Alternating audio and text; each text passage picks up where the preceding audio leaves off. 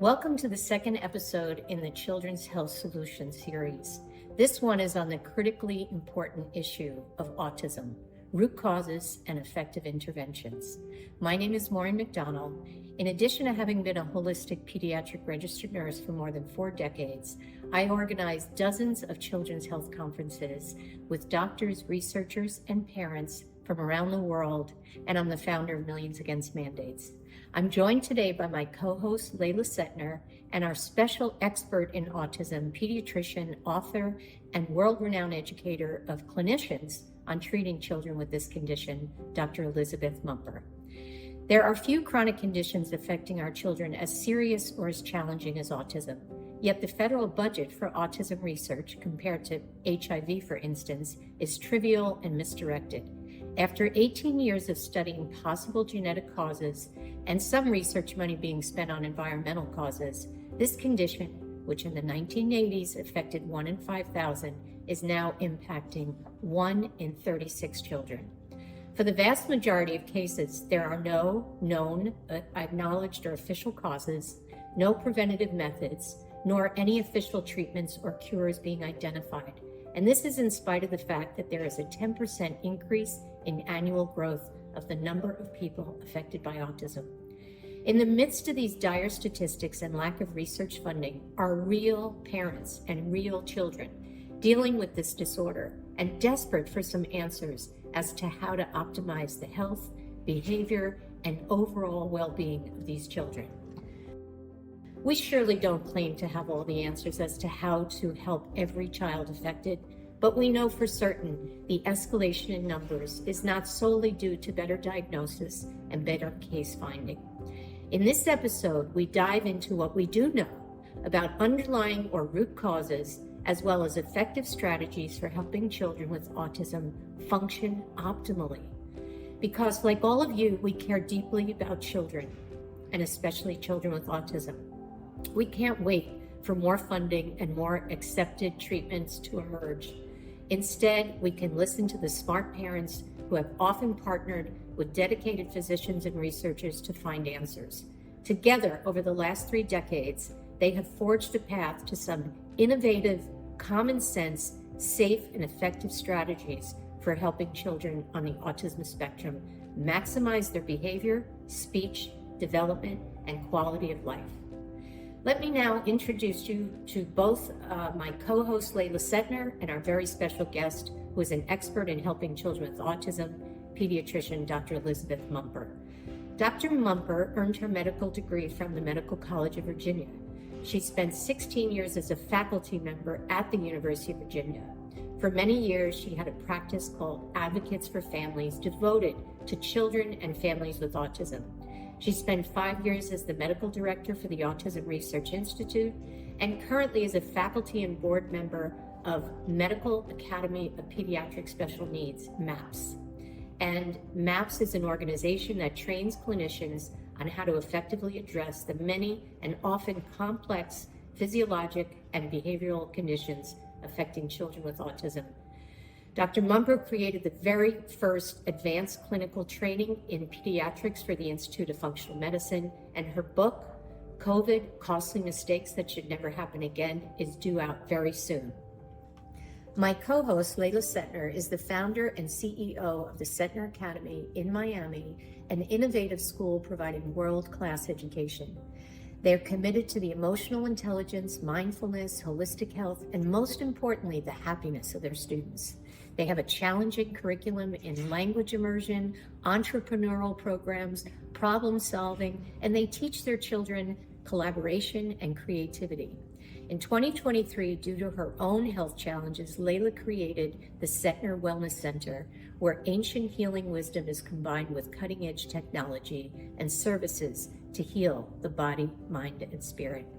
Layla is tremendously supportive of programs like this and many others that help to educate parents, children, teachers, pediatricians, and therapists on what it takes to make our children healthy, happy, and whole again. So let's get right into it. We know, well, a little bit of history of autism, and I know you can fill in the blanks here, but There was a Dr. Leo Kanner who in 1943 worked with very few, I think it was 11 children, and he is considered the father of autism because he diagnosed these children with that brand new condition at the time. So what do you think was going on then, Liz, that there were these kids appearing on the scene with autism? And why do you think it's exploded to the numbers we're seeing today? Well, I think it's critical to understand that this was a new, never before described condition. And so one has to think that there must be something that's changed in the environment that would lead to that. So I immediately would suspect some new environmental force because even though over $1 billion has been spent by the government looking for the autism gene, it was never found. And if anything, it's more a pattern of multiple genes that may predispose someone to something in the environment that's either an environmental toxicant or an illness that they get, something new and something different. And it's also very important to understand that when Kanner described these children, he did it as a psychiatrist and listed a bunch of behaviors that were commonly seen in these 11 children. But it didn't say anything about the cause and what the medical problems might be.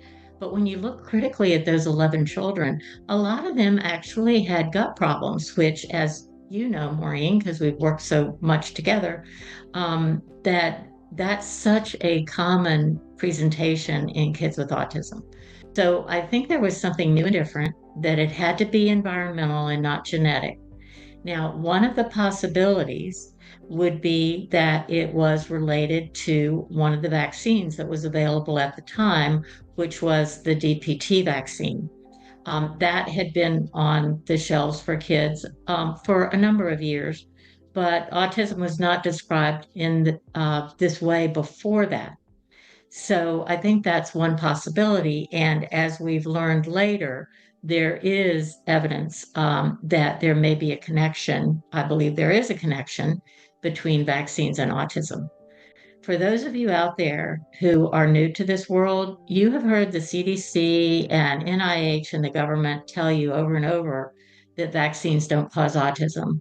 But I'm here to tell you that vaccines don't cause autism, except when they do in a subset of kids, which is an undefined subset. We don't know quite how many, but that has to be on our radar. And I realize that puts me in the minority when compared to other pediatricians, and certainly puts me saying things that the CDC and the American Academy of Pediatrics would not agree with.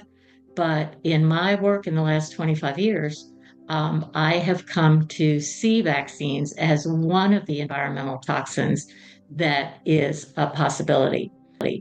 Other things in the 40s that would be other environmental toxins, I think, could also be considered. So we don't know for sure what was going on back then, but we have a lot of evidence now that it has to be environmental, because you do not have a genetic epidemic in a period of 3 or 4 decades. You cannot mutate your genes quick enough to go from these very rare numbers to the 1 in 36 that we're seeing today. The question is autism an ancient and genetic variation that demands acceptance and celebration? Or is it new and disabling, triggered by something in the environment that is damaging more children every day? And I bring this up to you because I've noticed through the years, people want to, they're so exceptional and they want to celebrate them, and rightly so, but at the expense of looking at the underlying causes of what's causing this incredible increase in the number of kids with this disability. Well, I do have a couple of comments, Maura, and the first is I'd like to address the whole, is this just neurodiversity or is it something new and horrible? So when we talk about the kind of autism, I'm not talking about people like Sheldon Cooper from the Big Bang Theory, who was, a little quirky, or Elon Musk or Bill Gates or some of the other people who clearly we treat have what some would perceive as social deficits. But I'm talking about the kids that have a significant impairment in their social, emotional, cognitive function and are often hampered by a tendency to do these repetitive behaviors or to be singularly focused on things. And the vast majority of those kids, if you look, do have medical problems that we need to intervene with. So, some of the things that we work on are the gut issues, which I hope we'll talk about more of, the immune dysregulation that these kids have, problems in methylation biochemistry, which Layla was alluding to with the MTHFR gene mutations, problems with mitochondria, and then detoxification is a big issue. So, what the particular key for a particular child is going to depend on a lot of factors in the history of that child. Also, what we find by laboratory results and also by examining the child. I think it's crucial to sort of make peace with the idea that there are some quirky people who have some autistic like traits who, use their strengths to move the world forward versus kids who are sick and really need our help and our treatment and who need us to help them in the way of preventing their exposure to the things that are going to make them deteriorate. So I think that not only are many cases of autism treatable, but I think a lot of autism is preventable. My point as a nurse working with kids with autism for all these years and kind of getting them prepared to do more in-depth work is starting with the foundational approaches, changing their diet, getting them off of the garbage, getting them off of gluten, getting them off of dairy, getting sugar out of their diet, cleaning up their environment so they're not as in toxic overload. And these type of foundational things, getting their gut managed. So many of these kids have diarrhea. So many are constipated. Their microbiome is a mess. So many of them have been on antibiotics that destroyed their good friendly bacteria, and they have an overgrowth of candida. That all has to be done in a way that is manageable for the child and the parents. One of the reasons that I do recommend people seek out a physician who's been trained by this MAPS program, the Medical Academy of Pediatric Special Needs. These doctors go through extensive training to learn the steps to take, first of all, to identify the fact that each child is very unique and different. So you can't just take one cookie cutter approach and throw it at kids with autism and think it's going to bring everybody to the same level, because every kid is different. And that was taught to us by our mentor and one of the founders of the Defeat Autism Now movement, Dr. Sidney Baker, extraordinary pediatrician from Yale. And so, just looking at the child as an individual and then assessing, okay, maybe this kid has a major candida problem to start with, but this one is eating total junk, and you have to start with getting the junk out. And this one over here has an incredible zinc deficiency to the point where they're hardly eating a thing. So maybe that has to be the first thing on the list. This is why I love recommending that people go to medmaps.org and look for a physician who's trained by Dr. Mumper and some of the other very skilled, very experienced clinicians, so they can walk the parents and the child through this pathway, because it requires a lot of skill and a lot of understanding and a lot of expertise. Explain a little bit more, Liz, about the methylation, the MTHFR, and why these kids are often poor methylators. What does that mean? The longer I do this, the more I try to utilize the body's own natural mechanisms for detoxification, as opposed to just starting with a detoxification method. So let me give a couple of concrete examples. One is what Maura was talking about GI. For example, if you have a kid with autism who's constipated, and we have kids that only poop every 5 or 6 days, and you do an aggressive detoxification protocol, he will not be able to poop out the toxins. We typically get rid of toxins either by pooping them out, peeing them out, breathing them out, or sweating them out through our skin.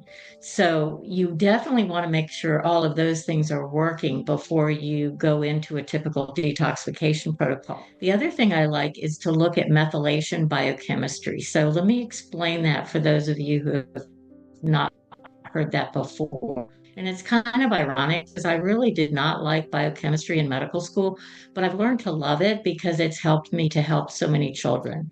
So, methylation is a chemical process, and I want you to think about it as a significant crossroads in biochemistry. So many other pathways depend upon it. A methyl group is basically a carbon plus three hydrogens. And one of the things that can do is it attaches to certain genes to silence them. Now, we all have many, many genes, and at certain points in your life, or depending on your medical condition, you may want to turn one gene on and another gene off. A good example is, if you're a child who's growing and developing, you want to have the methylation in place in order to help you grow new brain cells and heart cells and muscle cells. But if you're a woman that has breast cancer, you don't necessarily want to turn on the cells for growth and differentiation. Biome also helps us heal our gut, and many of these kids have problems with gut. And it helps with mitochondrial function and immune function. So many times, by doing something as simple as giving some specialized B vitamin supplements, often B12 injections actually, the kids can start having these pathways work much better, and they can start doing their own detoxification or their own gut repair. So one of the strategies that we use is to evaluate children for problems with methylation biochemistry. The MTHFR gene gets a lot of publicity, but I always want to remind people that it's only one of thousands, and everything in biology works together. It's a systems approach, it's a network approach. So people that have impairments in methylene tetrahydrofolate reductase, that's why we call it MTHFR, have trouble utilizing their folate. They can't take folate, which is a nutrient that's found in spinach and kale and other dark leafy green vegetables, and is absolutely crucial for neurologic function. They can't take that and convert it into the form that's used in the methylation cycle. So another thing that we often do for kids on the autism spectrum is evaluate their folate problems. Many kids with autism, probably as many as 70%, maybe more, can have folate receptor antibodies, which block the ability of the central nervous system to use folate and therefore do methylation biochemistry. So I've just given you two nutraceutical ways in which that we can enable the body to do its own work much better. And we haven't pulled out a prescription pad. We've just done some good detective work and some good lab evaluations. That's Does that great. make sense? Yeah, that makes a lot of sense. And can you explain too, is that just a genetic issue that a child is born with, the problem with MTHFR, or is it caused by an environmental factor? Well, there is a genetic component to it, and I suspect that the MTHFR gene actually has some adaptive function, or it wouldn't be there. And it's extremely common in the population. For example, I have a double hit on MTHFR. I don't have autism, but if I'd been born later than 1954, I might have. But it does mean that those of us who have that need to be careful about making sure that we've got good B vitamin and good folate supplementation. There clearly are environmental factors that impact the function of genes.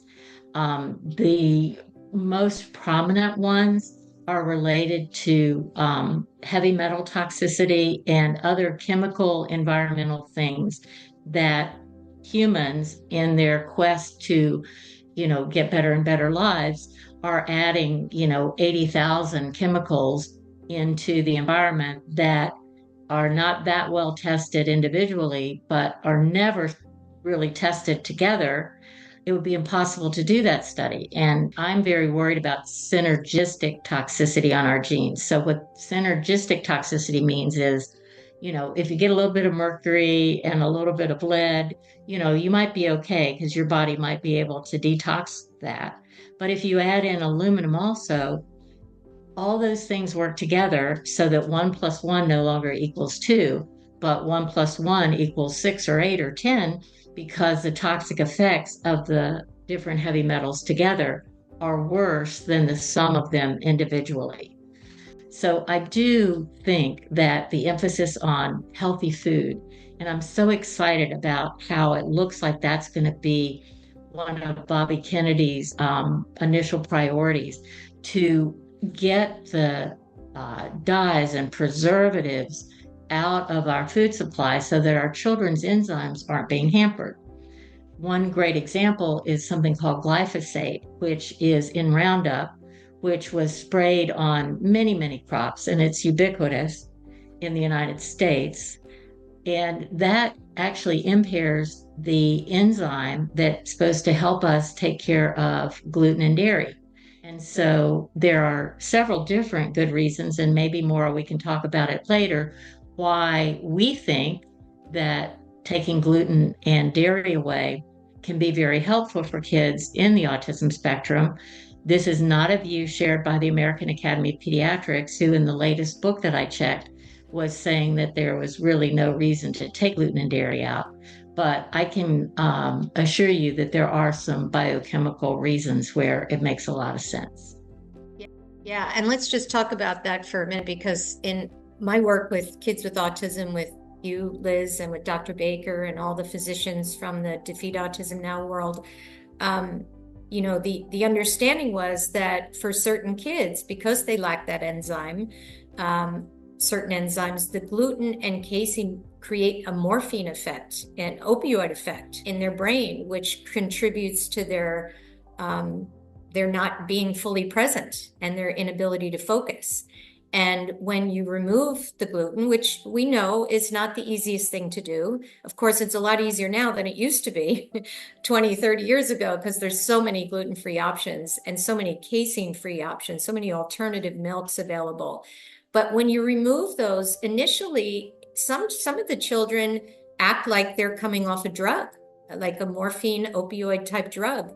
And so parents have to be aware of that. That's why I think walking parents through and helping people understand that this is it's a pathway that they need to walk and should be guided by a MAPS physician, a clinician from the Setner Wellness Center, someone who really knows this world thoroughly and can help parents and guide them, because there are certain situations that almost feel like things are backfiring, and people need help and guidance through that. And for instance, in addition to gluten and casein, when we used to treat children for candida, which was one of Dr. Baker's special areas of focus, I always made sure as his nurse that the child was having good bowel movements before we started to put something in their body to kill off the yeast, whether it was nystatin or diflucan or just even really good probiotics and herbs.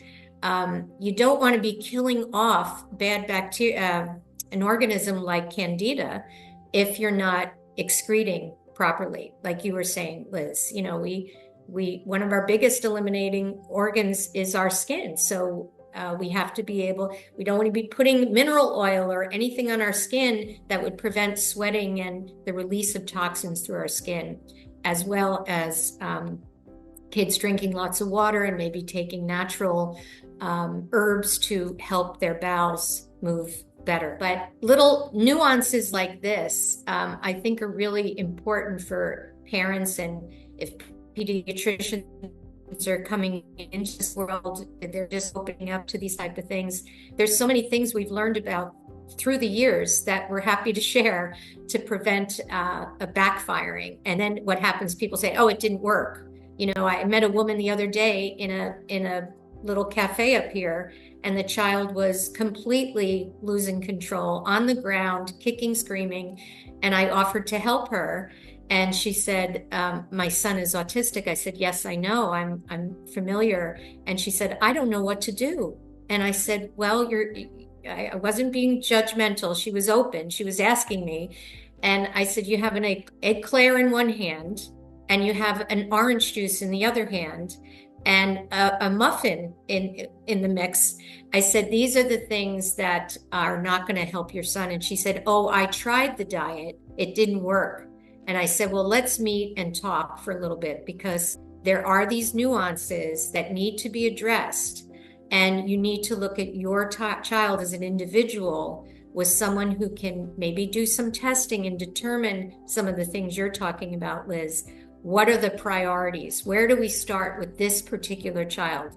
So I just want parents out there to know that, yes, we're looking at all kinds of environmental assaults, including vaccines. Maybe the primary one is vaccines, but children need to be guided out of that maze of destruction that these assaults have caused. So one of the things that we've been doing, that we've been seeing works super well, and it goes completely in alignment with what you're saying, is before we do anything, we do a 3-day stool test. Yes. And this 3-day stool test is so unbelievably comprehensive. In fact, it shows 5 different types of candidas. We do it all the time.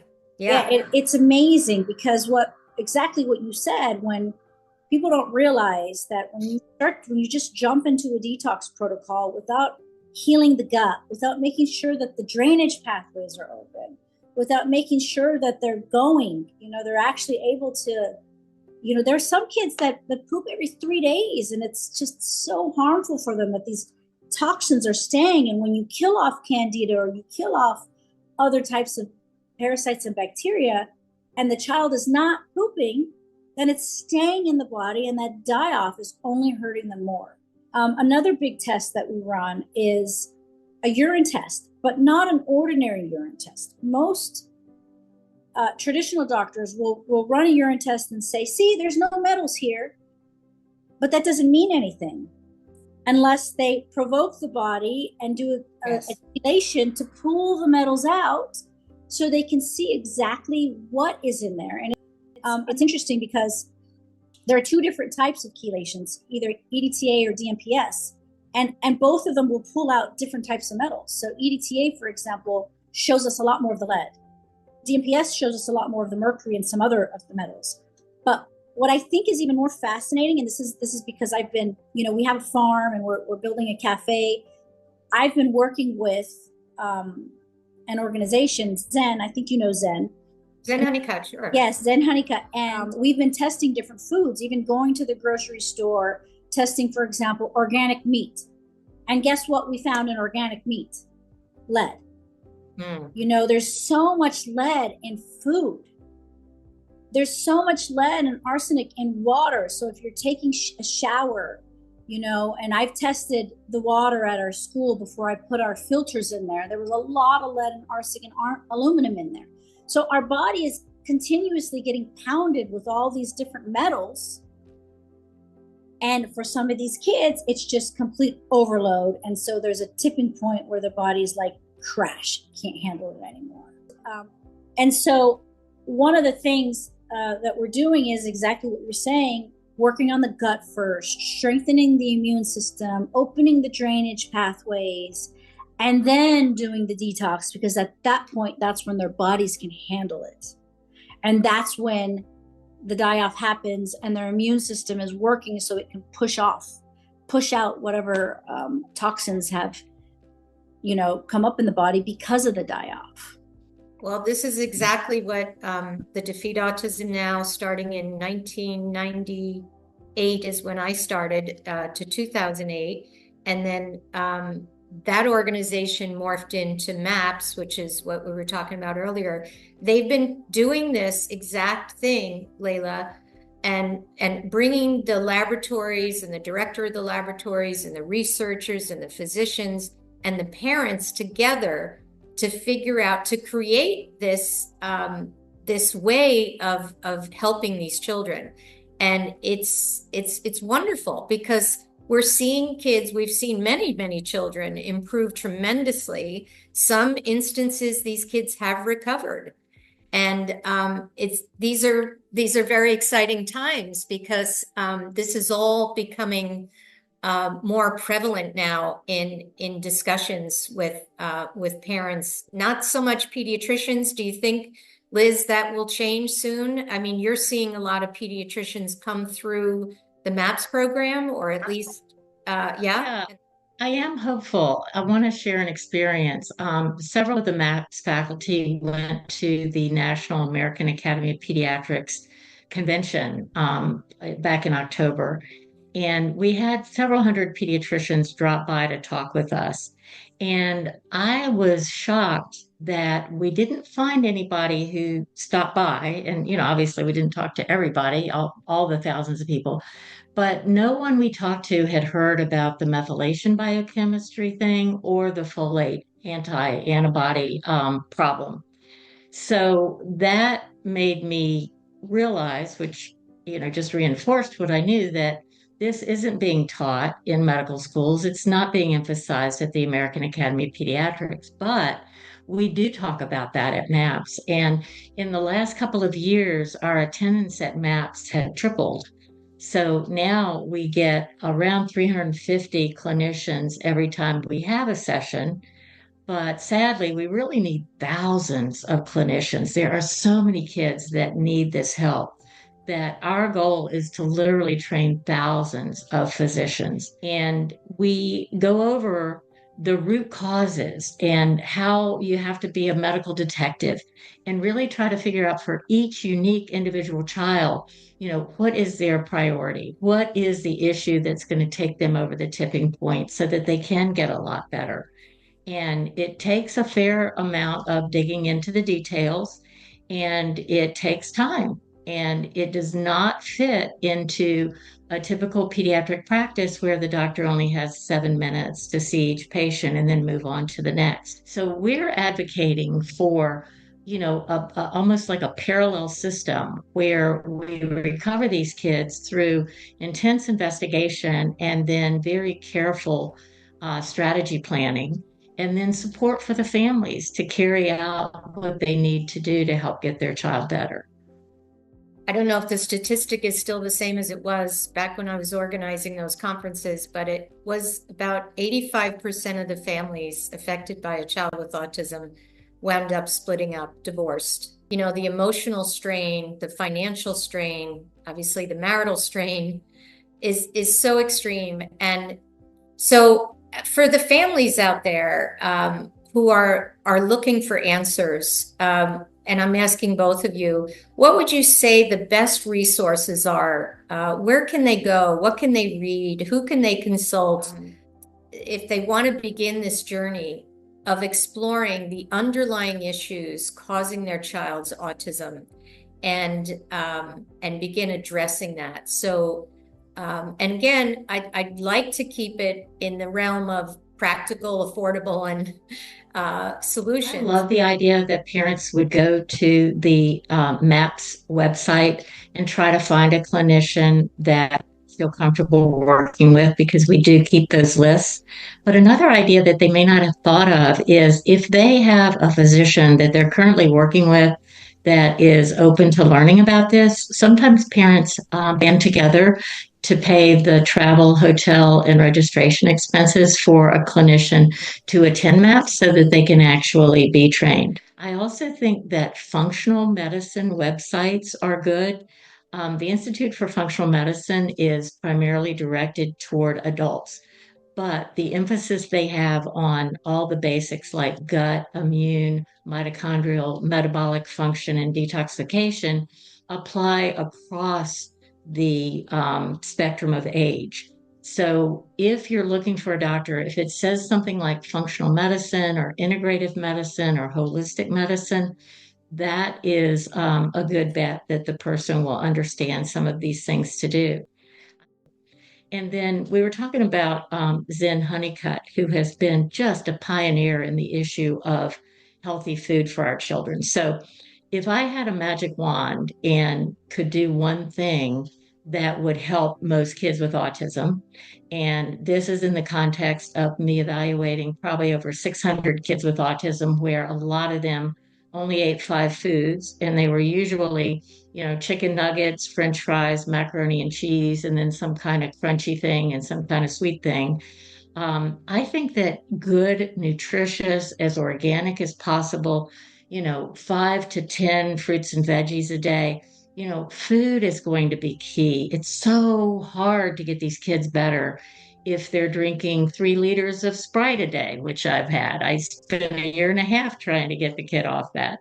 Or if they're having, so much sugar, or if they're one of the kids that can't break down gluten or casein, and they make these opioid intermediaries that Maura was talking about earlier.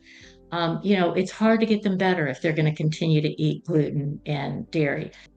So going to the healthy food websites, looking at the healthy food initiatives that are going to emerge under Robert F. Kennedy's leadership, I think that food is actually key. Sadly, I have to recommend against going to the CDC website or the AAP website if you're interested in this aspect of healing your child, because they don't know that. They aren't posting it. And I think that that's something that I hope to change in my lifetime, for them to understand the importance of the things that honestly we have learned mostly from the parents. The parents taught us what made their kids worse and what made their kids better. And by the clinicians and the scientists following the parents' lead through our work at the Autism Research Institute, this is how we've emerged this data, and it needs to be spread far and wide. Beautiful.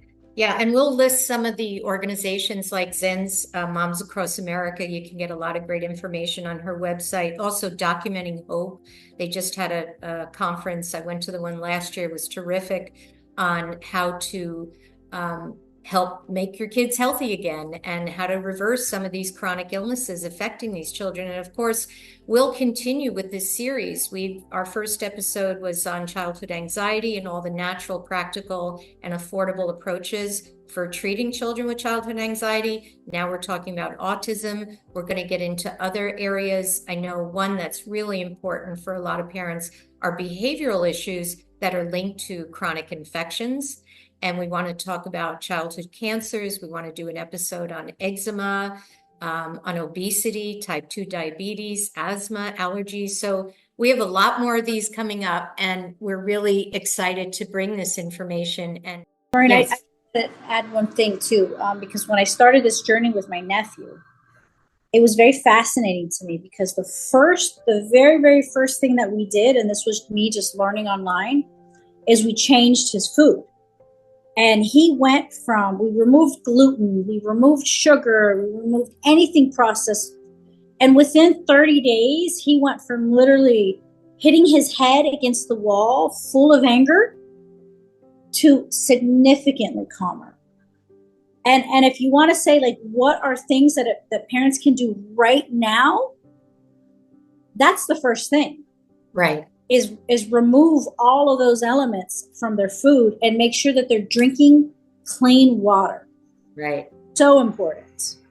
Yes. And that's all in, just to reiterate, something that another thing you helped sponsor, Layla, was the toxic truth about food and what you can do about it, and solutions for feeding your children better. And that docu-series is on the Millions Against Mandates website. I believe it's on the Setner Academy website now. And so if people are just starting out, we're going to put that information in this episode also, because a lot of what we're talking about, sometimes you need more of a foundational starting place. And those 3 episodes, the toxic truth about food, toxins, and vaccines, is a great place to start. And they're very easy to watch. We live in a toxic world. I mean, we're being sprayed in the air. So the more things that we could do to minimize these toxins right away are things that are going to help us get ahead of this. It's a toxic game right now. We need to get ahead of that game. That's right. I'd like to piggyback on something that Layla said about the immediate changes in her nephew within 30 days, because I agree, you parents out there, you can do this today. Usually, if milk is the problem and it's these opioid intermediary metabolites that are causing the brain fog in your child or that faraway stare, usually if you take milk away cold turkey, and I mean any kind of cow's milk derived product, so that would be, milk that you drink, yogurt, um, you will often see an initial worsening as they crave the opioids that they're not getting there for the first 1 or 2 days. But then often within 3 to 5 days, the kids are so much better. Same thing with sugar. If you initially take away sugar, they're going to have cravings and throw tantrums for the first probably 3 to 5 days. But then once they get into a pattern where they're not getting the continual high blood sugar and low drop and high blood sugar and low drop, they're often much, much more calm. Now, the bad news is with gluten, because that sometimes does take longer. The kids who make antibodies against gluten, and I'm not talking about kids that have celiac disease, that's a different story. But often you won't really see that much when you take gluten away in terms of their behavior for up to 30 days. And the Norwegian researchers would say that you really need to stay gluten-free for 6 months to a year to see how great your kid could do without it. And the bad news there is that it does have to be very strict. I had one patient who improved dramatically from his autism, where he wasn't speaking. He had brain fog and this sort of faraway look like he wasn't there. And he had been gluten-free. He got so much better. And then he was on the playground and found one Dorito on the ground, ate one Dorito, and the parents immediately noticed that he got worse. So that's what we would call a challenge re-challenge phenomenon, which is a scientifically based concept that leads credence to what we're saying about how for certain kids, taking away gluten can be huge. So with some of the things, milk and sugar, you're going to get pretty immediate rewards. For gluten, you may have to hang in there longer, but I think many, many parents, if not all parents, want their child to reach their fullest potential. So it is worth it to do these special diets and really give it a good try. Unfortunately, with milk and gluten, you can't just do it 90% of the time. You really have to be committed to it to get the best possible outcome. I know that's hard, but that's why we have health coaches that can help you through this. A good pediatric nurse can hold your hand as you go through this process. Definitely worth changing the diet. I actually want to add something, because you're right. I went back to my memory, and the first 3 days he went crazy. He even went on strike. He refused to eat. He threw the plate against the wall. and you kind of had to say, like, this is all you're going to eat. You're not getting anything else. And so he would begrudgingly, like, eat it, And I would tell you, he's 8 years old now. So 5 years later, he's still not on processed foods. We still don't give him any gluten. If he sneaks sugar, there is a reaction.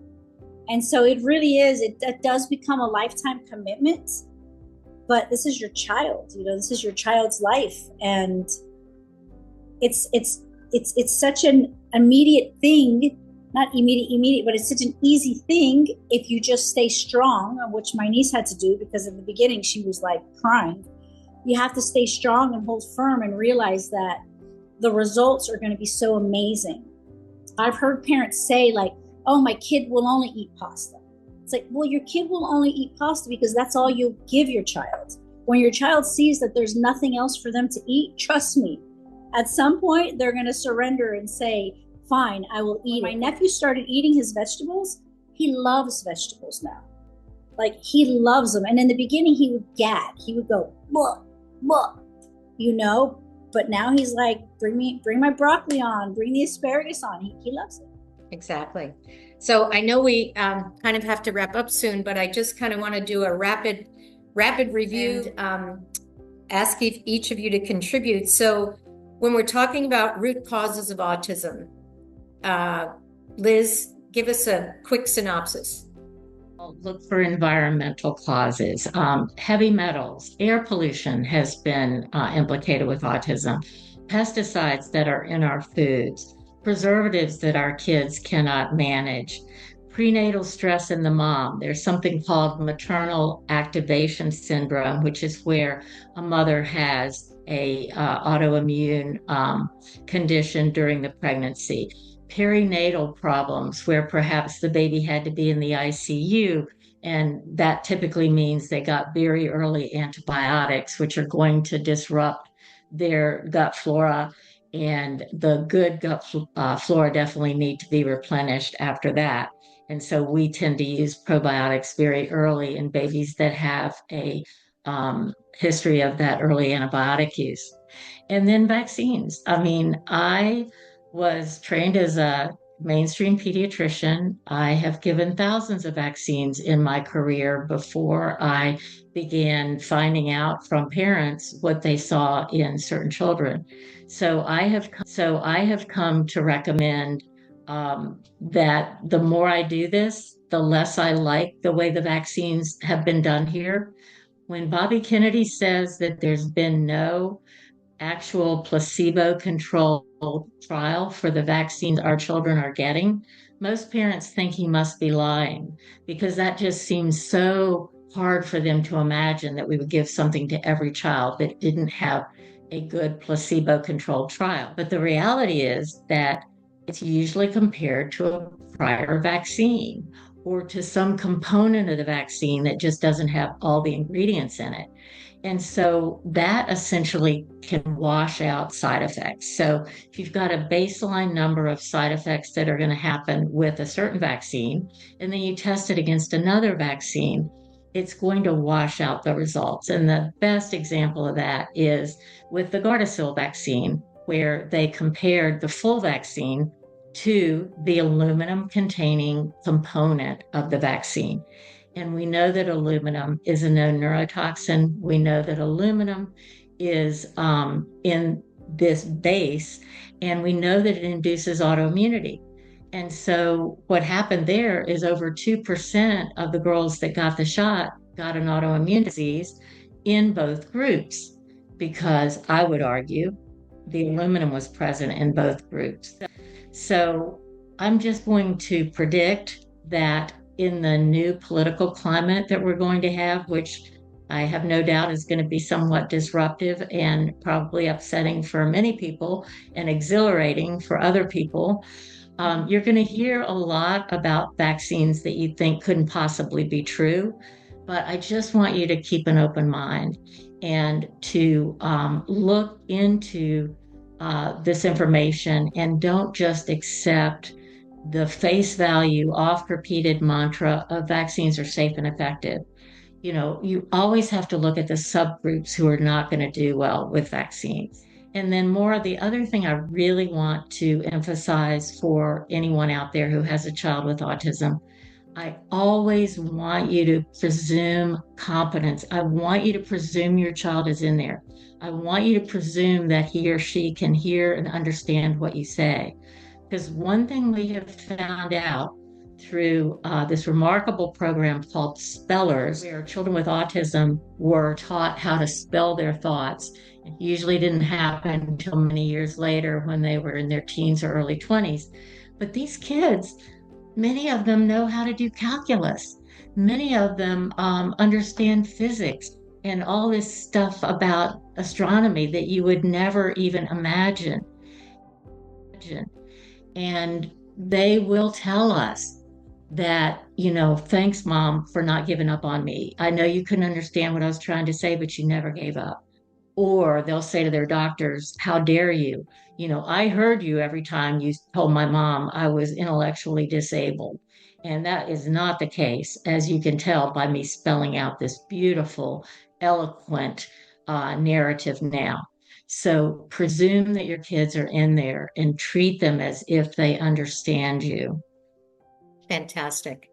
And one thing that parents used to say to me after they attended a Defeat Autism Now conference, start on a Friday, by Sunday afternoon, So many people came up, and I'm sure you got this too, Liz. Parents would say, if I only knew then what I know now, boy, would I have done things differently. So this next part, I just want to focus for a minute on prevention. There are no blanket, full on magic bullet approaches, but things like if you have health problems, getting healthy before you get pregnant, detoxing before you get pregnant, getting all the environmental toxins and triggers out of your diet and your environment as much as possible. And, having as natural a pregnancy as possible in terms of avoiding vaccines, avoiding chemical exposure, finding a practitioner, a midwife, a naturally oriented obstetrician who's going to use minimal interventions during the labor and birth experience, delaying the cutting of the cord, not having many ultrasounds, breastfeeding your baby. Yeah, you could say, oh, are you just saying if I don't breastfeed my baby or if I don't do this one thing? No, it's a whole matrix of things that people have to look at. And that's what makes it hard, because we're in a society where people want, give me that one thing that I can do, and then I'll listen to you. But if you're talking about a whole array of things I have to address, that's too complicated. But unfortunately, that's what we're dealing with. If they're chemtrails, go inside, put on your air purifier, avoid as much as possible toxic exposure. And heavy duty stress in your life, and ground in the earth, take off your shoes and when you're pregnant and really connect to the energy of the earth. And I'm sure you can add more to that. As I said, I wrote an article, 52 ways, so I'm only naming a few, but I do think looking and researching this vaccine issue is number one. It's critical. I mean, as we were saying in the beginning, when you were young, Layla, my kids were young, they maybe got 3 or 4 before the age of 5. Now there's 26 in the first year, 52 before the age of 5, and 79 before age 18. That is insane. It's a wonder any of our kids are doing well and leading normal lives. The assault has been so great. So we don't have all the answers, but certainly we've covered a lot of areas today. And Liz, thank you so much, and Layla, for your expertise and all the explanations you've given people. We're going to put lots of resources, including the Setner Wellness Center, including Dr. Mumper's information. You have a great book coming out, and you've contributed so much to movement and the understanding of autism in terms of prevention and recovering these kids. So we'll put that all in here. And thank you both for being part of this Children's Health Solution Series episode on autism. Thank you so much. Thank you, Maureen. So much fun, Maura. Thank you. Thank you.